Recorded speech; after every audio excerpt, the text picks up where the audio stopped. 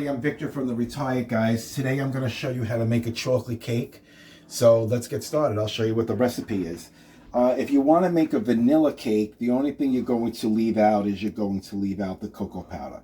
So you're going to need 3 cups of all-purpose flour. You're going to need 3 cups of sugar. You're going to need 1.5 cups of cocoa powder. And again, if you're making a white cake, leave out the cocoa powder. You're going to need a tablespoon of baking soda. You're going to need 1.5 tablespoons of baking powder. And you're going to need 1.5 tablespoons of salt. You're also going to need 4 eggs, which I have here. Try to get them at room temperature. You're going to need 1.5 cups of buttermilk. And you're going to need 1.5 cups of hot water and 1/2 cup of vegetable oil, which I have back here. Now, the buttermilk. If you don't have buttermilk, you can make your own. I wouldn't substitute and use whole milk. This recipe calls for buttermilk.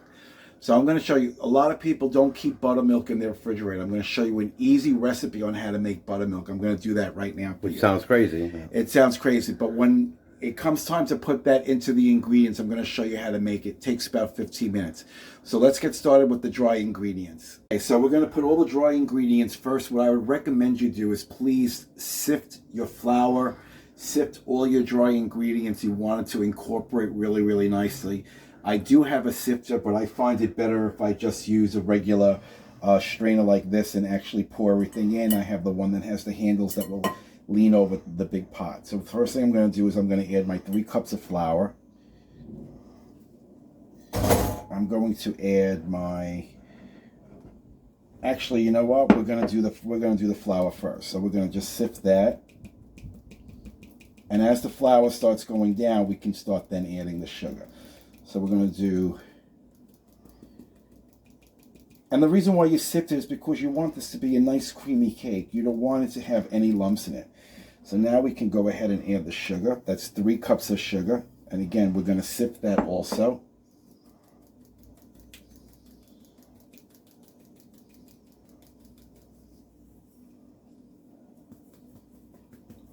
This may take a little time, but you need to do this process if you want your cake to come out really, really smooth. The sugar's bigger. Yeah, especially if you're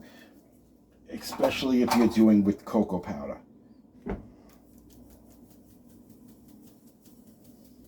Okay, we can now add the cocoa powder, which is 1.5 cups. This is what's going to make the chocolate cake chocolate.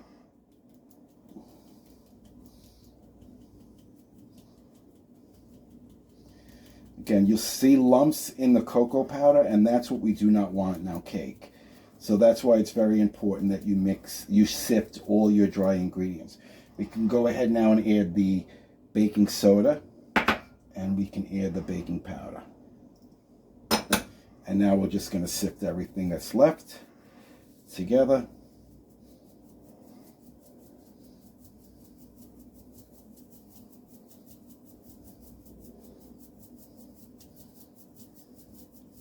Yeah, sugar enough this. Yeah.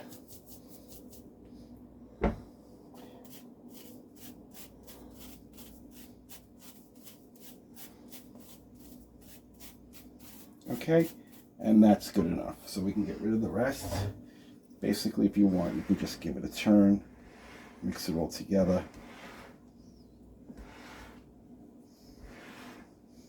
Now you can do this with a stand mixer, but today I'm going to be doing it with a hand mixer because most people have hand mixers in their home. Not everyone has a stand mixer like a KitchenAid. So I'm just going to show you that you can do the same thing with a regular stand mixer.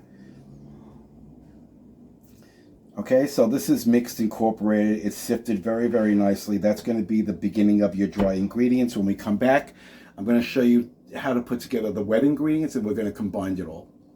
Okay, so now for the wet ingredients. I have 1/2 cup of vegetable oil, and I have 4 eggs that were sitting at room temperature. And like I said, this calls for 1.5 cups of buttermilk. I do not have buttermilk on hand. You can make your own. Very, very easy. This is how you do it. You take 1.5 cups of whole milk, and you're going to add 1.5 tablespoons of lemon juice. If you're only going to make 1 cup of buttermilk, it's 1 tablespoon.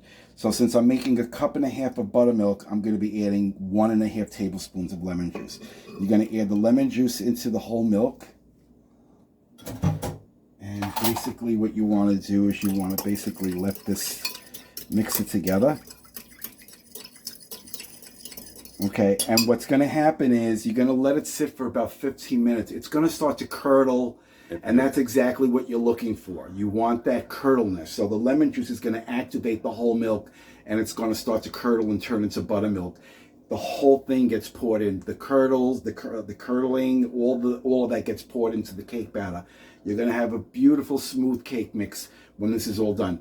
If you have whole milk in your refrigerator, fine. That's what the recipe calls for. Some people, like me, I don't keep buttermilk in my refrigerator all the time because I very rarely use it. But when I do need it, whole milk, lemon juice, and if you don't have lemons, you can use white vinegar. So instead of 1.5 tablespoons of lemon juice, you would use 1.5 tablespoons of white vinegar. And that's just the same. So we're going to let this sit for about 15 minutes. Doesn't have to be refrigerated. It can be at room temperature. You sure? Yeah, and we'll come back in about 15 minutes and we'll show you what that looks like. Okay, so our buttermilk is done. As you can see, it thickened up. If you see it curdling, that's a good sign also. So ours is nice and thick. So now we're going to get ready to put the wet ingredients into the dry ingredients. I put everything into a large glass bowl. So be very careful when you use your hand mixer because this could go flying. So start it on very low. The first thing we're going to do is we're going to add our buttermilk in. Okay, we're going to add all of it in. And we're going to give that a mix first. And we're going to mix this on low. So try to get your blender in. Start it on low because you don't want that to go all over the place.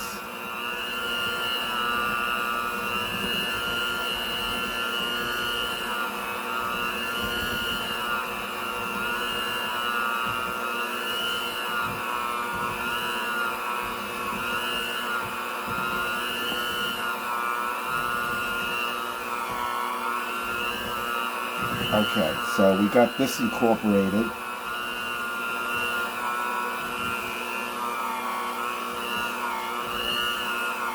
Okay, now we're going to add the next ingredient. Okay, so the next thing we're going to add in, we're going to add in our 1/2 cup of oil, vegetable oil.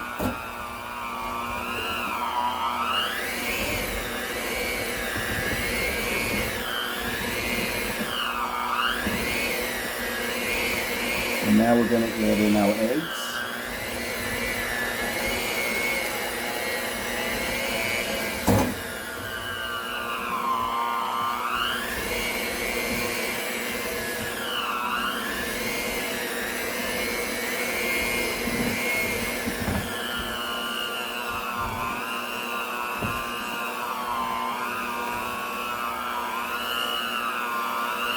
Okay, and the next thing is, remember the 1.5 cups of hot water. Add a little bit at a time.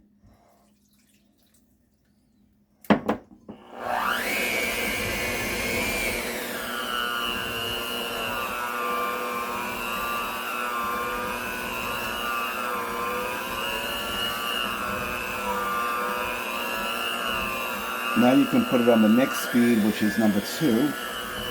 Remember, you don't want to overbeat this. You want to basically just incorporate all the ingredients. Now you can add a little bit more water.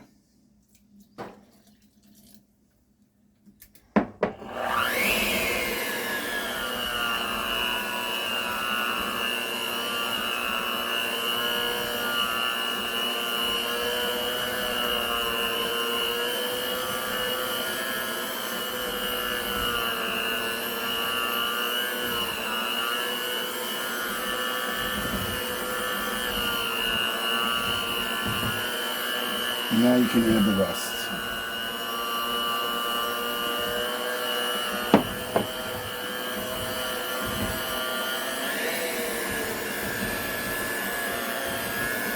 Remember, this you want to be a liquid batter.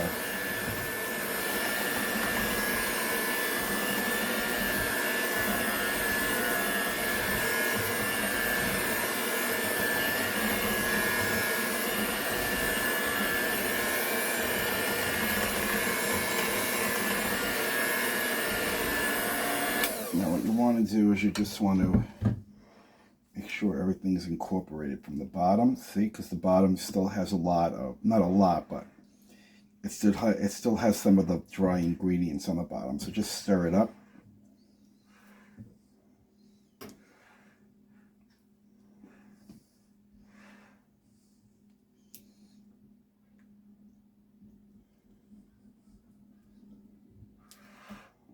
Actually, you can do the rest with the spatula if you want. You don't even have to use the blender. So we get rid of this.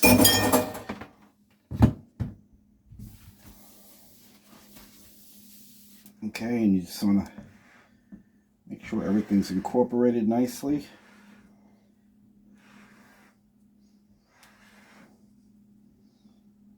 And everything is.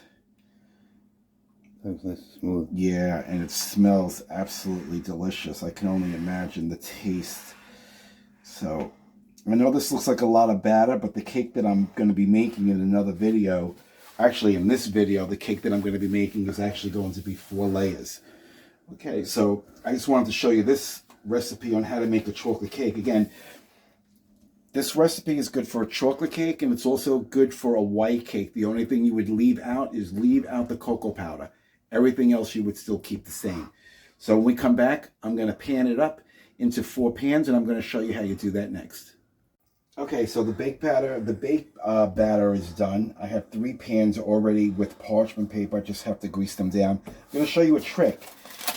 I know sometimes it's hard to actually make a circle for the bottom, so what you want to do is cut a piece of parchment paper, fold it in sort of like a square. Okay, and then what you want to do is you want to fold the tip. You want to come to a tip that way. Okay, and you want to bring this side over. And you want to fold it to a tip here. And then what you want to do is you just want to fold this over to here. You want to fold it over again. Okay, it should give you a little point. I mean, you could fold it over again if you want, but you don't have to. So basically turn your pan upside down and try to find the center. So I basically eyeball it, so I think the center is right about there, and this is the edge. So basically what you want to do is you want to just take your edge and cut straight across. Turn your pan over, open up your paper, and there is the bottom of your parchment. It's perfect. Perfect size. But now we're going to grease it. So basically, you can use butter. You can use butter to grease it. I actually use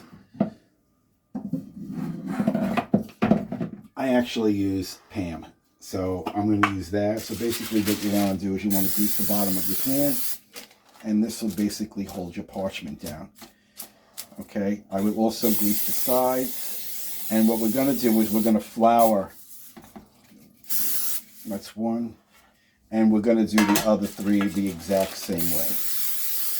So when we come back, what we'll do is we'll add the batter. We'll break it up in 4 equal parts. I'll show you that next. Okay, so the cake batter was done. The pans are all greased, and the pans had parchment papers. So this is what the finished product is. I divided into 4s. I want to say 99% equal. These are almost all equal parts. They may be off by an ounce, like a fraction of an ounce or 2.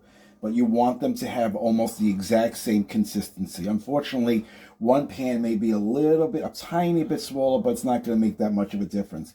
Just don't put too much in one and less in another. Try to keep them consistent. Okay, so these are my 4 cake pans. And what I did was I preheated my oven to 350 degrees. And we're going to cook those for about 25 to 30 minutes. And we're going to check them periodically with the toothpick to see if they're done. Unfortunately, my stove, if you look, happens to be a very small stove. So I can only afford to actually make 2 at a time. So I'm actually going to put in the medium tray. You're going to put 2 of them in. Unfortunately, I can only fit 1, so I'm going to put 1 on top, and I have 1 in the bottom. Let me just pull this out a little bit further. Yeah. I I have one on the bottom, and what I'm going to do is I'm going to rotate them. In about 15 minutes, I'm going to actually rotate them. I'm going to actually take the one on the top, I'm going to put that on the bottom, the one on the bottom, I'm going to put that on the top because I want them to cook evenly. When those two are done, I'm going to let them cool. I'll put the other two in the oven, cook it the exact same way. By the time we come back, we'll have all 4 of them done for you. Okay, so the cakes have been out of the oven, and they've been cooling, and here they are. There's 4 of them. So, like I said, I did a large batter because I made 4 cakes because I'm going to be assembling this in another video. I just wanted you to just see how to make a chocolate cake. Again, the same recipe for this I would use for a white cake, just leave out the cocoa powder. But these cakes are done. Let them sit in the pan when you take them out of the oven. Let them cool first in the pan before you depan them and put them on a warming tray. But this is actually a great recipe. You can use any kind of frosting on it. You can use ganache frosting on it. You can fill it with raspberry filling. You can use buttercream filling. So these are ready to go and decorate it any way you like. I hope you, if you make a really good cake, please leave a comment below and show me a photo of the type of cake that you made. So if you like this recipe for the chocolate cake, please subscribe to my channel. Please hit the like button. And if you think somebody else would like this recipe, please share it also. Yeah, and happy baking. And like I say at the end of all my videos, take care of one another. Peace out.